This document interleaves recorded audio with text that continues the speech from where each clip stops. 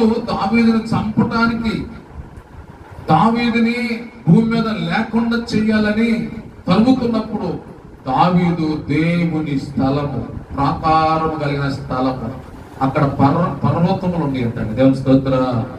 చూసారంటే ఎక్కడ ఉన్నాడు, ఎవరిని అనుకున్నాడు? అందుకని అంటే నా దాగుచోటు, మన దాగుచోటు. నీకు కష్టం వచ్చింది, బాధ వచ్చింది, నీ చోటు ఏదై ఉండాలి? నీకు ఒక స్థలం ఉండాలి కదా, ప్రాకారం కలిగిన స్థలం ఉండాలి కదా. అక్కడికి వెళ్తే నా ప్రభు నీతో మాట్లాడి నేను ధైర్యపరుస్తాడు. దేవుని స్తోత్ర. దావీదుని చూశాడు. ఈ శ్రమను పంపించేది ఎవరు? దేవుడే. ఎందుకు పంపిస్తాడంటే నువ్వు నా దగ్గరికి వస్తావేమో అని. ఎక్కడికి వస్తావని?